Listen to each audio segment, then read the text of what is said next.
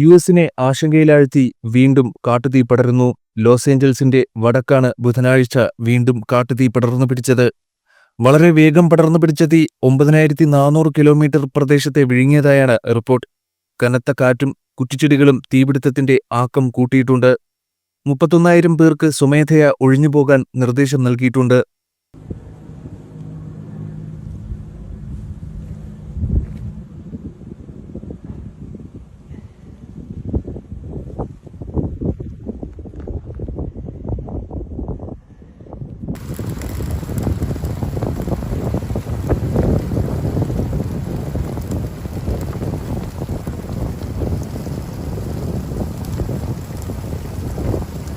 Loss ഏഞ്ചൽസിൽ നിന്ന് 50 മൈലുകൾ അകലെ പൊട്ടിപ്പുറപ്പെട്ട Hughes തീപിടുത്തം അണയ്ക്കാൻ അഗ്നിശമന സേനയെ നിയോഗിച്ചിട്ടുമുണ്ട്.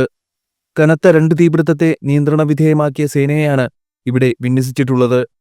ബുധനാഴ്ച കുറച്ചു മണിക്കൂറുകൾ കൊണ്ട് തന്നെ പുതിയ തീപിടുത്തം ആളിപ്പടർന്നു. ലോസ് ഏഞ്ചൽസ് മേഖലയെ വിഴുങ്ങിയ 2 ഭീമാകാരങ്ങളായ തീപിടുത്തങ്ങളിലൊന്നായ E10 തീയേക്കാൾ 3-2 മടങ്ങ് വ്യാപ്തിയിലാണ് പുതിയ തീപിടുത്തം ഉണ്ടായിരിക്കുന്നത്. യുഎസിനെ ആശങ്കപ്പെടുത്തുന്നതും ഇതാണ്.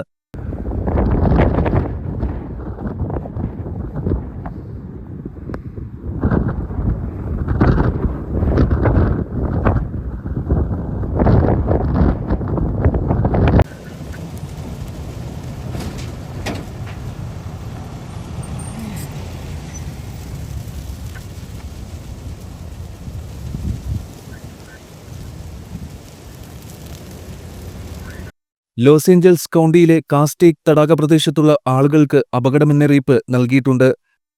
തെക്കൻ കാലിഫോർണിയയുടെ ഭൂരിഭാഗം പ്രദേശങ്ങളിലും തീവ്ര തീപിടുത്ത മുന്നറിയിപ്പ് നൽകിയിട്ടുണ്ട്. ശക്തമായ വരണ്ട കാറ്റാണ് തീ ആളിപ്പടർത്തുന്നത്. 31,000 പേർക്ക് നിർബന്ധിതമായി ഒഴിപ്പിക്കൽ നിർദ്ദേശം നൽകിയിട്ടുണ്ട്.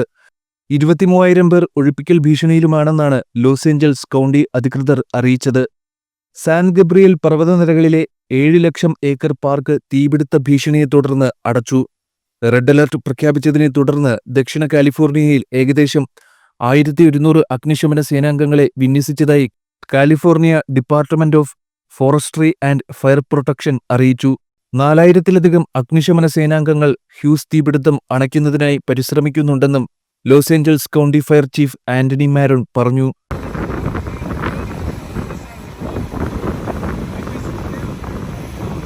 തെക്കൻ കാലിഫോർണിയയിൽ 9 മാസങ്ങളായി കാര്യമായ മഴയില്ലായിരുന്നു. ഇതാണ് അപകടകരമായ സാഹചര്യമുണ്ടാക്കിയത്.